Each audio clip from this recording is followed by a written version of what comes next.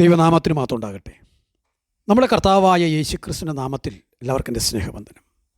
ക്രിസ്തുവിൽ ഉള്ളൊരു മനുഷ്യൻ മഹാനായ പൗലോസ് ഭാഗം 262.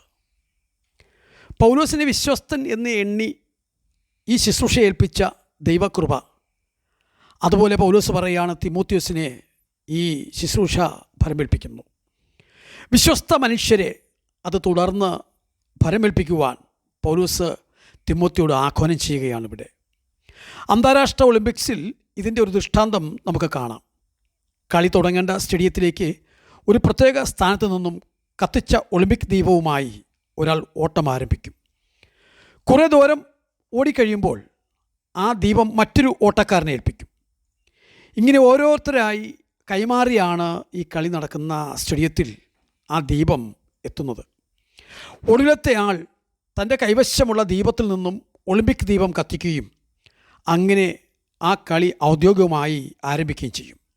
ഇതുപോലെ ഓരോ വിശ്വാസിയും ക്രിസ്തീയ വിശ്വാസമാകുന്ന ദീപം വിശ്വസ്ത തലമുറയ്ക്ക് കൈമാറുവാൻ പൗലോസ് ഇവിടെ ആജ്ഞാപിക്കുന്നു.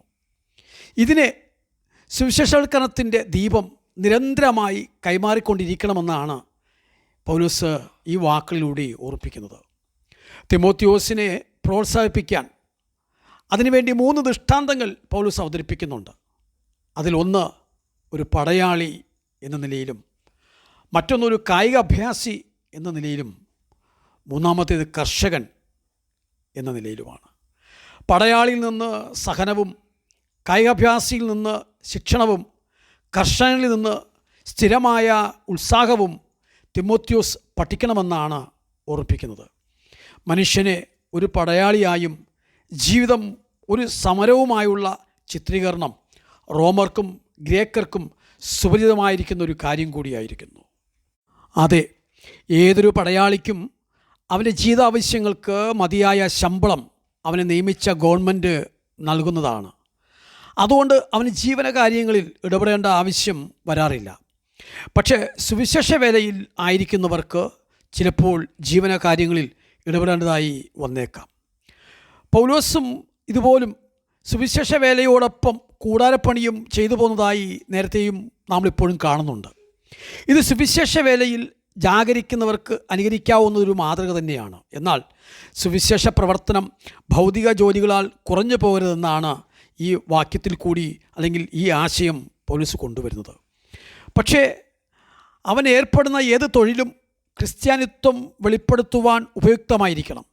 ഏതൊരു പടയാളിയും സൈന്യാധിപൻ്റെ ഉത്തരവ് ചോദ്യം ചെയ്യാതെ അനുസരിക്കുന്നവനായിരിക്കണം.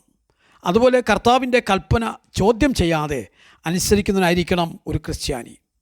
ഒരുവൻ പടയാളിയായാലും ക്രിസ്ത്യാനി ആയാലും മരണപര്യന്തം വിശ്വസ്തനായിരിക്കേണ്ടതിൻ്റെ ആവശ്യകത എപ്പോഴും ഓർപ്പിക്കുന്നു. റോമർക്ക് സുപരിചിതമായ ഒരു ദൃഷ്ടാന്തമാണ് ചട്ടപ്രകാരം പോരാടുക എന്ന് പറയുന്നത്. അങ്ങനെ പോരാടിയാൽ മാത്രമേ കിരീടം ലഭിക്കുമായിരുന്നുള്ളൂ. യവനർക്ക് സുപരിചിതമായ ഒരു ദൃഷ്ടാന്തമാണ് കായികാഭ്യാസം. നിയമപ്രകാരം ഓടിയില്ലെങ്കിൽ കായികാഭ്യാസിക്ക് കിരീടം ലഭിക്കുകയില്ല. ട്രാക്ക് തെറ്റി ഓടിയാലും ഒരു പക്ഷേ വിജയത്തിൻ്റെ മുമ്പിലെത്തിയാലും വിജയകിരീടം ചൂടുക അസാധ്യമാണ്. ഒരു വിശ്വാസി തൻ്റെ ജീവിതകാലം മുഴുവൻ ഓട്ടക്കളത്തിൽ ചട്ടപ്രകാരം ഓടുവാൻ കടപ്പെട്ടവനാണ്. ഇങ്ങനെ ജീവനകാര്യങ്ങളിൽ ഇടപെടാത്ത പടയാളിയെക്കുറിച്ചും ചട്ടപ്രകാരം പോരാടിയില്ലെങ്കിൽ കിരീടം ലഭിക്കുകയില്ല എന്ന അഭ്യാസത്തെക്കുറിച്ചും തുടർന്ന് കഠിനാധ്വാനിയായ ഒരു കർഷകനെക്കുറിച്ചും പൗലോസ് ഓർപ്പിച്ചു. ഒരു ക്രിസ്ത്യാനി ഒരു കർഷകനെപ്പോലെ കഠിനാധ്വാനി ആയിരിക്കണം. ഈ പൗലോസ് ഇവിടെ ഓർപ്പിക്കുന്ന ഒരു പ്രധാനപ്പെട്ട കാരണമുണ്ട്. കർഷകൻ കഠിനമായി അധ്വാനിച്ചെങ്കിൽ മാത്രമേ അവൻ്റെ കൃഷിയിൽ നിന്നും നല്ല ഫലം ലഭിക്കുകയുള്ളൂ. അവൻ്റെ കൃഷിഫലം ആദ്യമായി അനുഭവിക്കുവാനുള്ള അവകാശവും അവന് തന്നെയാണ്. അങ്ങനെ തൻ്റെ പ്രവൃത്തികളാൽ അവൻ അനുഗ്രഹിക്കപ്പെടുന്നു. ഇതിൽ നിന്നെല്ലാം നമുക്ക് മനസ്സിലാക്കാവുന്നൊരു കാര്യം, ഒരു സുവിശേഷകന് പടയാളിയുടെ അർപ്പണ മനോഭാവവും ഓട്ടക്കാരൻ്റെ ചിട്ടയും കർഷകൻ്റെ അധ്വാനശീലവും ഉണ്ടായിരിക്കണം എന്നതാണ്. അതെ, പൗലോസിൻ്റെ വാക്കുകൾ ഇങ്ങനെയായിരുന്നു: ക്രിസ്തുയേശുവിൻ്റെ നല്ല ഭടനായി നീയും എന്നോട് കൂടെ കഷ്ടം സഹിക്കുക. പട ചേർത്തവനെ പ്രസാദിപ്പിക്കേണ്ടതിന് യാതൊരു പടയാളിയും ജീവനകാര്യങ്ങളിൽ ഇടപെടാതിരിക്കുന്നു. ഒരുത്തൻ മല്ല് കെട്ടിയാലും ചട്ടപ്രകാരം പോരാടിയില്ലെങ്കിൽ കിരീടം